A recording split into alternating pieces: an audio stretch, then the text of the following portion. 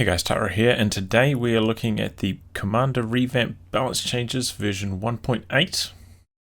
I'm going to do this just all in one, not going to split them into factions. There's not nearly enough to justify that many videos, so let's get started. US Forces Armor Company, 240mm artillery, fire damage from 0.125 to 0.15, and fire distance 9 to 10, so increasing the AoE, both the size of the AoE and the damage it does around the edge. As we saw in my tests, it was a little bit underwhelming against infantry especially, so they should buff it up just a touch, make it a little bit stronger, which is nice.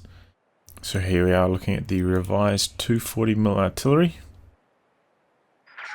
Very similar setup to last time we ran this test. So it should have slightly better fire AoE. So when a shell lands next to a squad, it should be more devastating.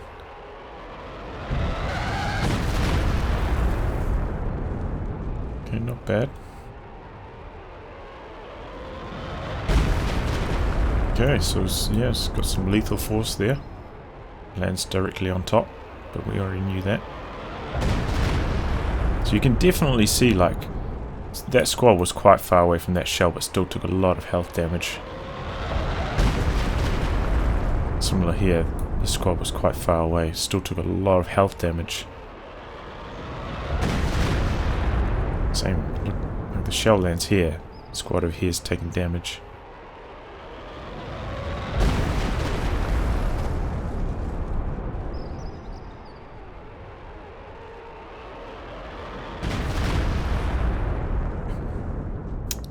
So yeah, I would say that those fire AoE improvements are noticeable. Like if the shell lands quite far away from a squad now, it'll do still quite a lot of health damage. Not going to be like wiping units right at the edge of its AoE, but definitely a noticeable amount of health will be taken away. Mechanized Company, M21 mortar half track. The delayed shells, these are like the timed fuse barrage. Basically nobody uses it because it was trash, so it's getting buffed. AoE from 4 to 5, fuse from 2.8 to 2, scatter reduced from 12 to 9, and more scatter reductions from 14 to 10, more scatter reductions. So 3 scatter reductions and buff on the AoE, reduction on the fuse. This is definitely worth the test now, because before this ability was pure trash. So here we are looking at the new delayed fuse barrage. You guys probably haven't even seen this in action. I think I've only seen it on a replay like once, and I've probably only used it once or twice myself because it's just so bad. It's actually the Vet 1 ability, the mortar half track. It does get white phosphorus at Vet 0, so that's one of the real strengths of it. So yeah, we'll vet this up to Vet 1 so we can make use of it. And here it is. So we're going to be targeting this OKW truck into the Fog of War, seeing how powerful this is. So it does cost 25 munitions, not too expensive. We're barraging here close to max range. I imagine this is what a lot of people will be doing, like a close to max range barrage, maybe into the Fog of War. So we'll see what its performance is like.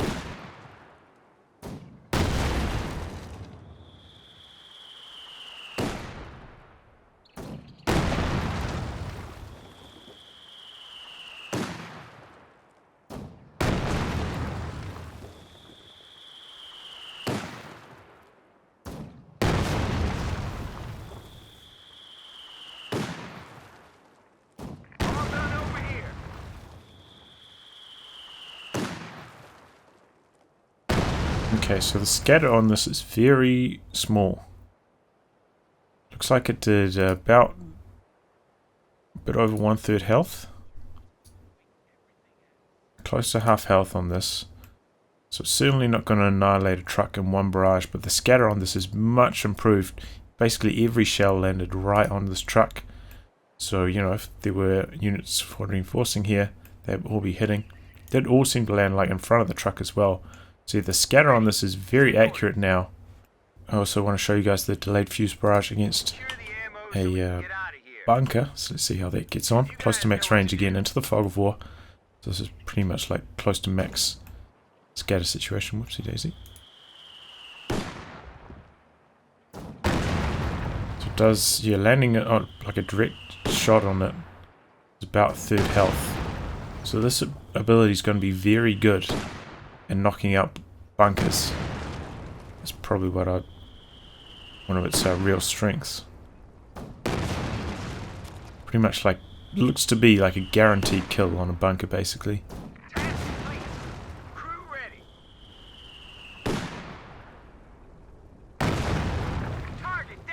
So yeah, probably quite a good ability if you just like guarantee want to knock out a bunker.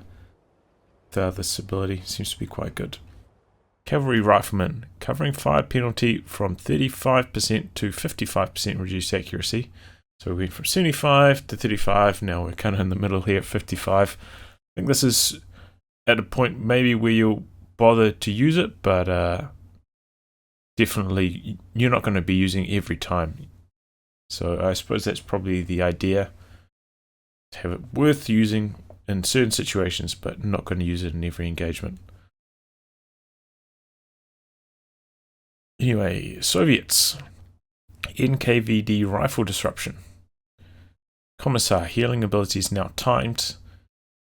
30 seconds timer, 20 range.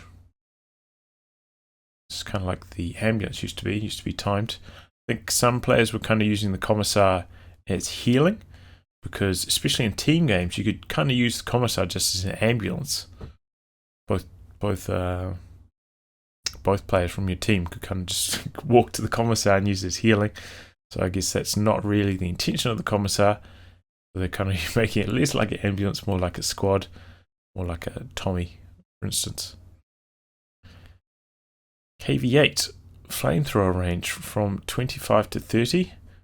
So previously the KV-8's flamethrower was the shortest of all flamethrowers by quite some margin as well. I think the Crocodile's 32. Similar for the, I can't remember off the top of my head. In fact, we can take a look at the stats. There's a new Yarn 252 was kind enough to host Cruiser's DPS spreadsheet. So here's, oh, you can't see the URL. Here it is here, co2db.com/stats. So if you ever want to look up stats for anything, this is the place to go currently. Hopefully Cruise will be nice enough to update this when the patch comes through. So we can take a look at the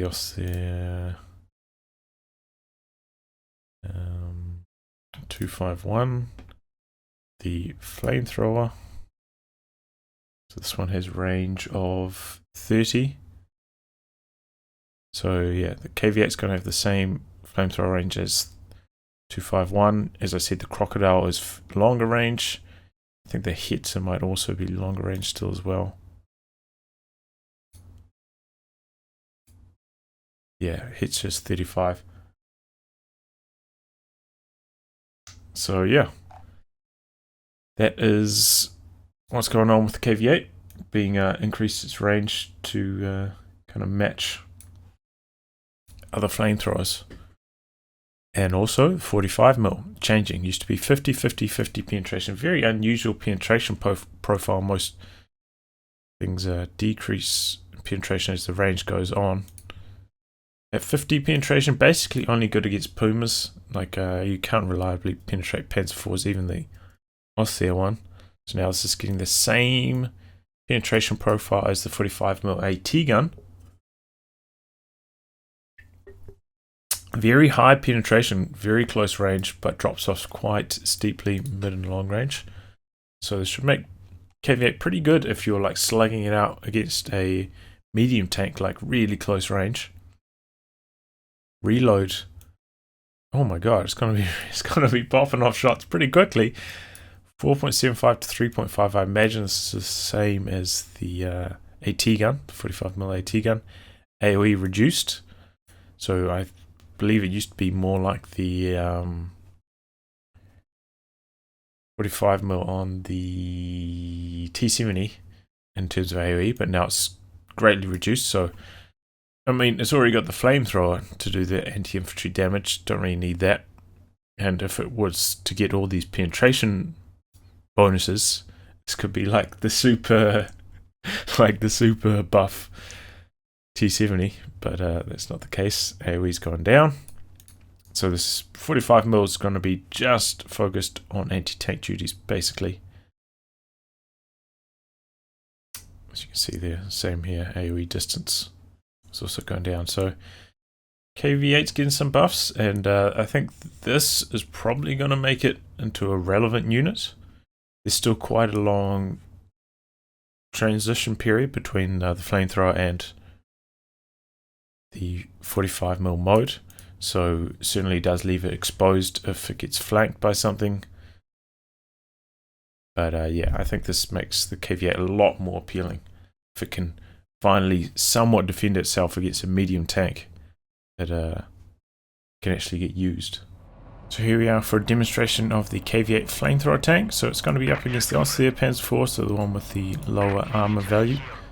So first we're going to have a demonstration of how long it takes to switch over to the 45mm gun.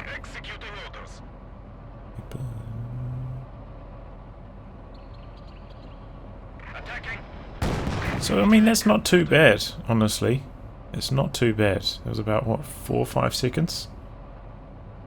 It's like, basically, during the time you switch over, your opponent's tank's probably only going to shoot like 1 shell at you.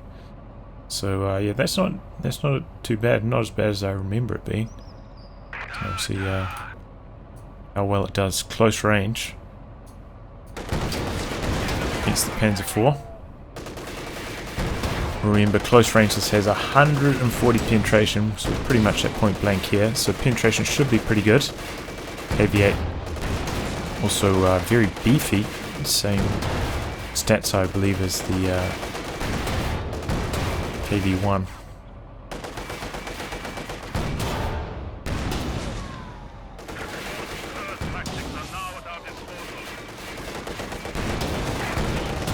So this Panzer IV is really struggling to penetrate. I think it's getting a little bit unlucky.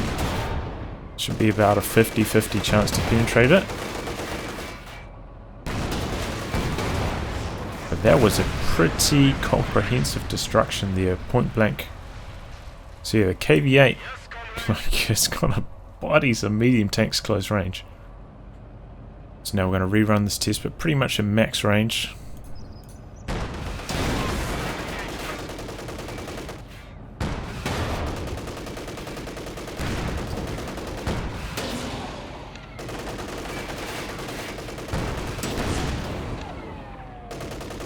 A lot of bounces.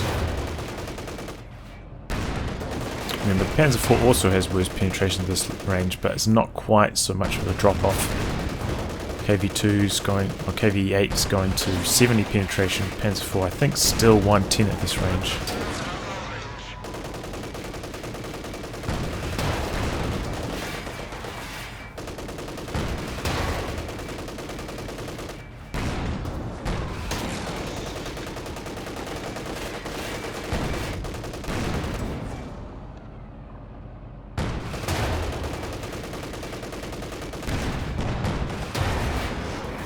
But still, at max range, there was kind of, I wasn't expecting this. I thought this would be a close to even fight.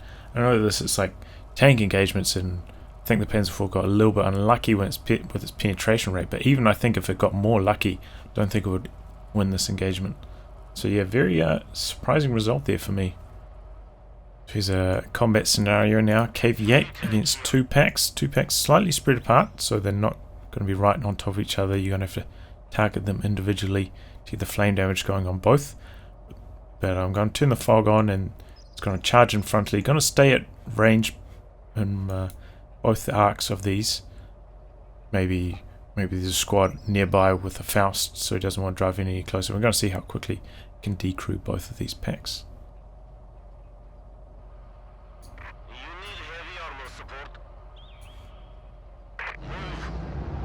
Where the packs can destroy it before it gets them both. It does have slightly longer range now, so it's very, very helpful. So you want to get a flame burst on one, then switch targets to the other. Wow.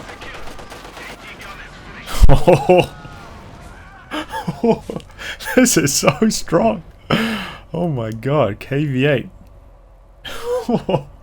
Oh lordy. Anti-tank Overwatch. New ability replaces IL-2 Sturmovik. Feedback suggested this doctrine was too anti-infantry dominant. This ability functions as a zeroing anti-tank barrage. So it's replacing the IL-2 Sturmovik, which was one of the strongest points of this commander previously. So this ability had better be pretty strong, but as it mentioned, it was too anti-infantry focused. So it costs 200 munitions, 45 radius, 160 damage per shell. Barrage intensity increases the longer target is in the area. So it's targeting tanks with zeroing artillery, basically. So you know zeroing artillery from the OKW ability. I'll give you a demonstration, but this will be quite interesting. Okay, so here we are looking at the new anti-tank Overwatch. Comes in at 12 command points. So dropping it right here in the middle. King Tiger is going to stay stationary, so you can see absolutely how much damage it's going to do, and this Panzer IV is going to be circling around, so we can see how well the ability tracks units on the move.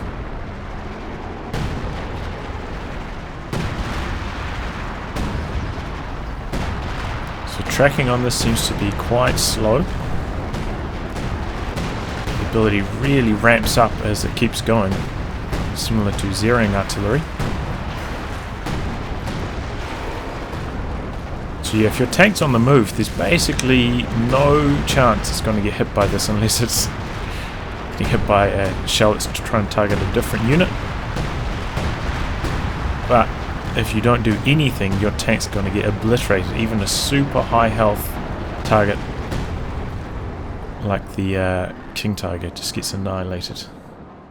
So one more test of this anti-tank Overwatch. We're going to have a King Tiger reversing through it. The King Tiger's got a damaged engine, so this is probably like the slowest vehicle is realistically going to move in a game, in a real game. So I didn't really pay attention to the area of this, but quite large, very similar to airstrikes. You can see it on the mini-map there. So what we're going to do is we're going to pop this down slightly behind the King Tiger. Maybe this is like best case scenario, you've got like extra line of sight maybe from allies ability, so you're going to plunder a little bit behind. King Tiger's going to reverse through the ability, and we're going to see if any of the shells manage to land on this damaged engine King Tiger. The guns of the Soviet Union play a song of victory.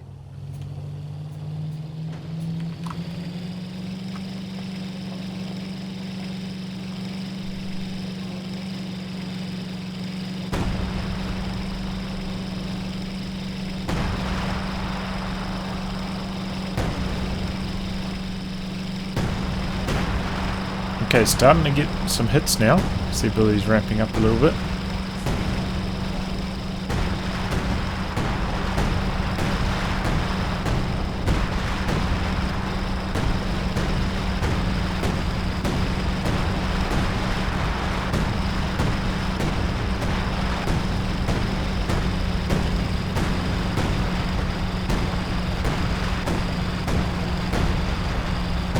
So no, it looks like it might do a little bit of a tickle, but the tracking is a little bit too bad. Even like one of the slowest scenarios you'll encounter in the game, a damaged engine King Tiger, it's not going to do basically any damage to it at all if it keeps moving. Urban Defense Booby Trap must now be planted by engineers, so that kind of makes it harder, more of an opportunity cost. If you want to be planting booby traps, you have to use your engineers. They can't be repairing or planting mines. So it gives definitely more of an opportunity cost for planting booby traps. You can't just like click them everywhere, which was a big complaint of them previously. But the command point requirement is going down as a result of that. 4 CPs though, that's pretty early. You know, that's still quite early in the game, so it should be a pretty strong ability, especially with the meta at the moment, kind of like more of a double combat engineer build. Should still find plenty of time to plant these booby traps, and yeah, the effects are quite strong, so I'd say it would be worth it. Forward headquarters model changed to medical tent, work in progress. So there were some complaints about the model for this being the same as the Ford Assembly for British and still having this kind of insignia for the British Army on it. So trying to find a new model to fit the Ford HQ. Here we are looking at the revised model for the Ford HQ, which you can build from this menu here, Field Camp. That's what it looks like now. Oh man, there's a whole bunch of sandbags around it.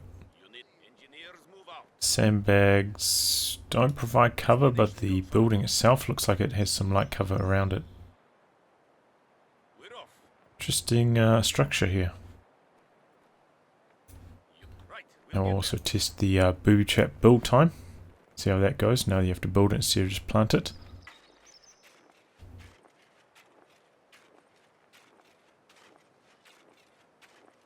Decent chunk of time, maybe slightly slower than building a mine, but not by much. Now it's engaged. So yeah, that's the new model for the field camp or the Ford HQ and the booby trap build time.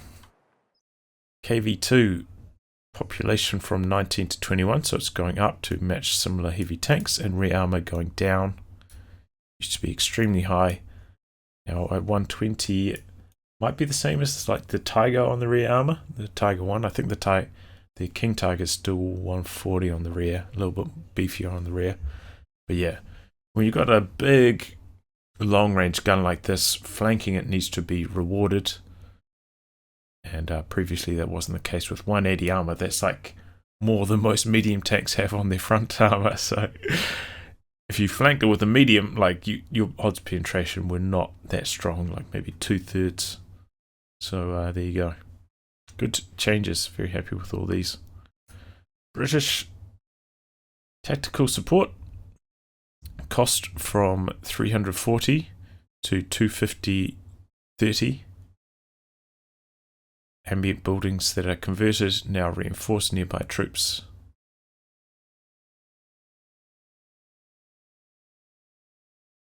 So I believe this is like if you want to activate it on a building, the cost is going down.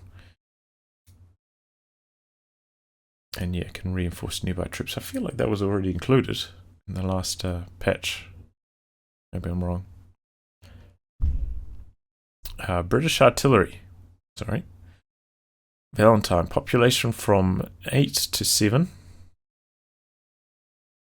Reload from 5.66 to 5. So I believe this reload's still slower than the dedicated units like the Puma and AEC. So slower reload than them, but by a much lower margin does make this a little bit stronger in combat. As we saw its reload previously in my demonstrations was very, very slow. So this will still lose to a Puma, but not quite as badly, so it should make it a little bit more viable. And the gun was like reasonably accurate against infantry. So overall, slight buffs to the Valentine. Should be good. Marked. German infantry doctrine. Stormtroopers incendiary grenades now start on cooldown. So it makes them a little bit less effective in their flanks, but excuse me. Similar to most infiltration units, they don't have their grenade right off the start. Not sure what the cooldown is on these grenades, but there you go. Incendiary grenades as well, not quite as bad as other grenades because they don't have that crazy instant wipe potential. So, but maybe, yeah, it doesn't really matter that much. But there you go. Defensive doctrine: concrete bunkers. Bunkers now split into two: standard concrete bunker and machine gun bunker. So yeah, there were quite a lot of issues with bunkers. Basically, most people wanted repair bunker with no population cost attached to it, similar to, you know, Soviet repair stations in Soviet industry, or, you know, the mechanized HQ for OKW.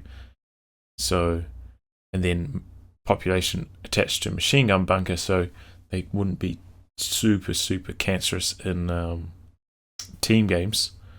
their spam, so splitting them into two. So now if you go to the build menu, you'll have the option of building a repair bunker or machine gun bunker, rather than building a bunker and then upgrading it, because that just wasn't working out. So here we are taking a look at the revised bunkers. You can see they're now two separate ones. Concrete bunker, this is the repair station one. You can see it says that in the yellow text. Probably should have a better description in the regular text as well though. And then HMG bunker, that one does have better description in the regular text. This one's 300 manpower, this one's 380 and 2 pop cap. Pull those bad boys up here.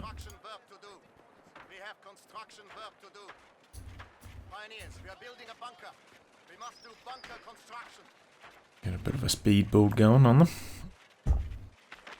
Double pioneers. It's probably like what you could expect if you want to put a bunker up yourself, maybe what you would want to do. Because otherwise they do take quite a long time to plant.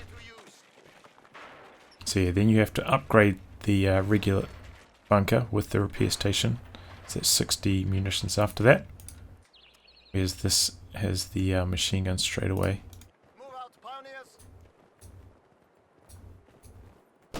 As you can see here, straight away it'll target an enemy squad. So in a way that's actually a little bit of a buff for this, because it doesn't have that vulnerable time where after you construct the bunker you then have to upgrade the machine gun. This just has the machine gun straight away, so that is actually a bit of a buff. You can see like the models on this, it's got a machine gun in there, the kind of extra fortifications with this has got the repair kind of upgrade. So yeah, that's quite nice, quite a nice touch with Commander. Pack 43, new ability, Scuttle Pack 43. The crew will disband the gun, and after 20 seconds the gun will be destroyed. The owning player will be partially refunded 150 manpower and 15 fuel upon completion. This ability cannot be cancelled.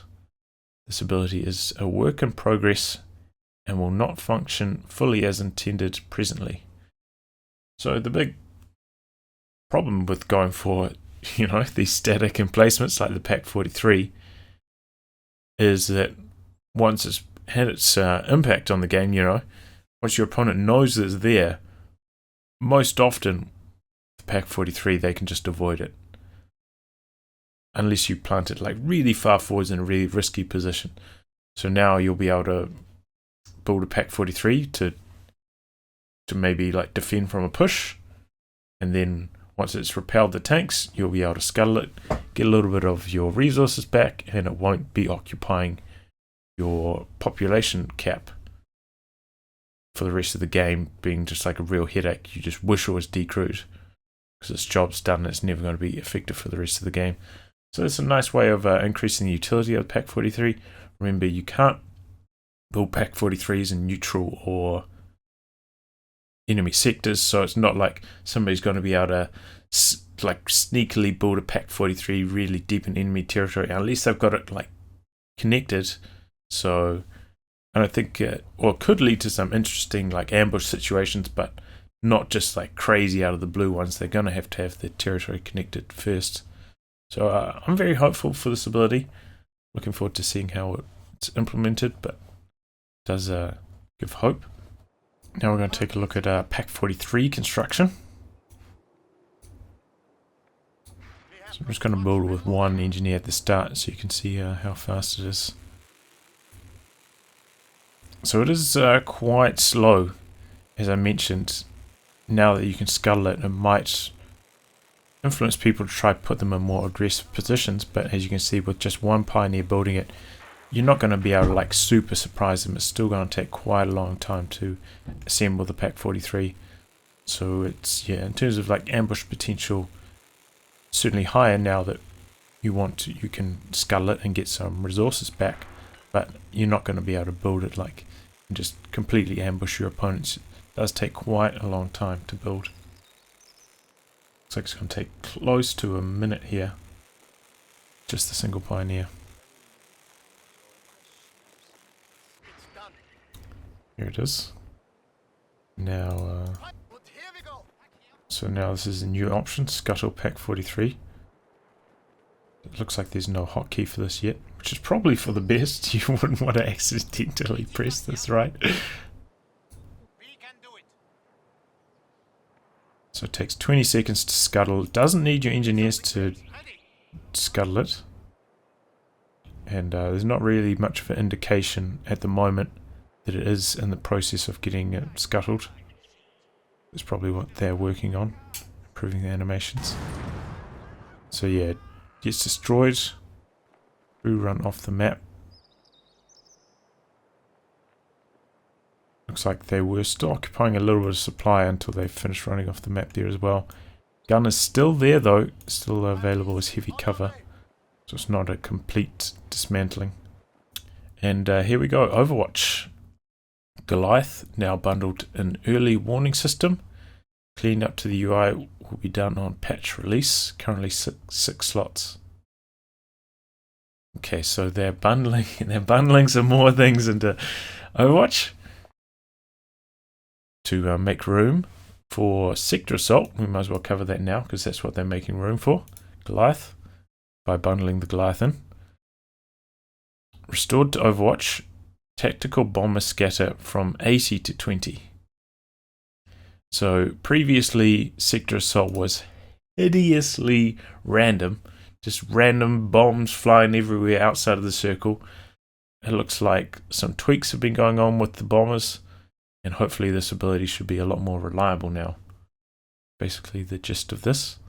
So we're going to take a look at the revised Sector Assault. Comes in at 10 command points, 250 munitions. At the moment it's a little bit bugged on the UI. There's no like targeted area indicator, but that'll be fixed shortly, I imagine. But once the ability is up, you can see the affected area here. Pretty large area, honestly. These planes will fly around. A few units scattered around. So I did a test before this happened. Basically, in come the planes, getting some pinning off. It looks like, you know, pinning on a pretty large area here. And then a good chunk of bombs. It's a white there. And come some more planes for pinning.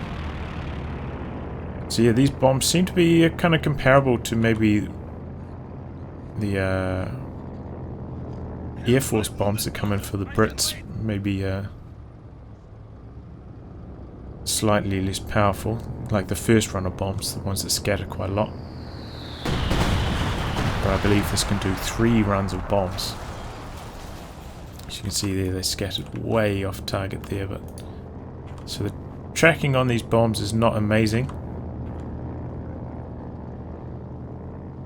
Kind of looks like it depends on which direction the plane comes in from, how they land.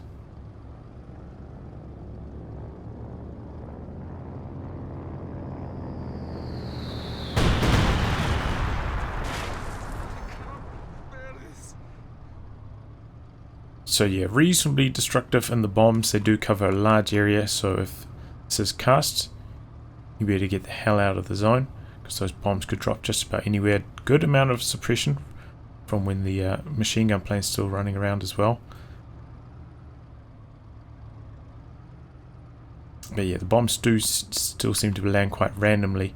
They're definitely not like precision bombs on units in the area. Jaeger Light Infantry. Command points from 2 to 1. So reducing the command points so they'll be able to come in earlier. By coming in at 1 CP as well, that should make them viable maybe as like a 4th squad. So instead of going like straight into 4 Volks, maybe you could go 3 Volks Jaeger Light. Must buy their sniper rifle for 45 munitions, so that's how it's getting balanced out. You don't get the sniper rifle straight off the bat. Requires 1 truck to be deployed as well, so it's similar, like, you know, you're not going to be able to get this sniper rifle until you can get STGs, so kind of evening out there. Squad cost from 300 to 250, so they're actually going to be really cheap now. I think we're going to see a lot more Jaegerlight usage. Just having like, oh, excuse me, 1 squad of these in your blob should be quite powerful, just to help you focus fire down units. Overall, this should be, yeah, maybe even the sniper rifle could go up in cost because this is going to be quite strong. Sector Assault. restored to Overwatch. Oh yeah, and I didn't even mention salvage ability now available, replaced by thorough salvage and scavenge. So this should make them a little bit better in their infiltration role.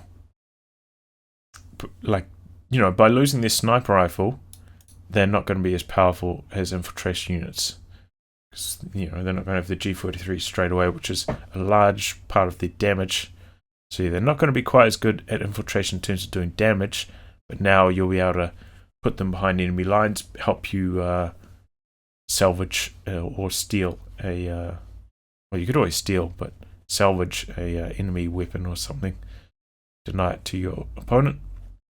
So, Fox Rangers already get salvage, so that's nice. And yeah, Scavenge always had it because they had thorough salvage.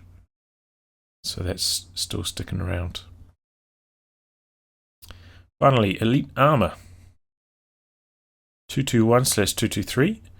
Machine gun now matches the 222's machine gun, so getting a buff on that. Target table versus sniper removed. Prevents immediately killing snipers in one burst. So yeah, that was, I think previously it had like a 1.5 bonus against snipers, but because this machine gun is so strong, otherwise it would just kill them in one burst, so it had to be removed.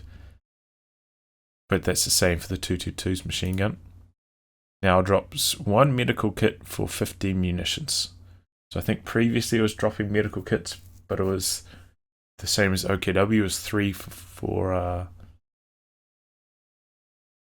45. So this is now much just easier to use, only dropping 1 at a time, which is good because in these situations you're kind of doing healing on the front line. So if you do leave medical kits behind, odds are your opponent's going to steal them. So it's not like Sturm Pioneer crates where you're putting them in your base and you want to have like a few stacked up so that when your Sturm Pioneers is out on the field you can still heal your units in base. But this having 1 drop is by far what you want. So this is really nice. Good change. Good change overall for the 221. So now I'm going to show the performance of the 221 against a penal battalion. This is probably what you're trying to counter with it. So you don't have the PTRS, so we're going to drive in quite close on it.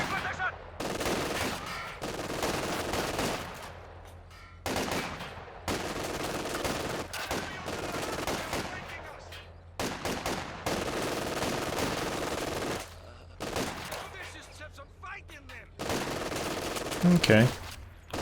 Gets them down fast enough. Definitely slower than the 222, but still in a respectable time. Faster than quite a lot of other things that I need with machine gun, like 251. So yeah, that's the performance of that. Now we'll check sniper.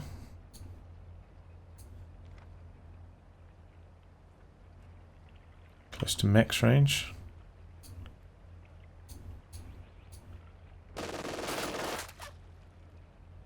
So I don't know if that was a full burst.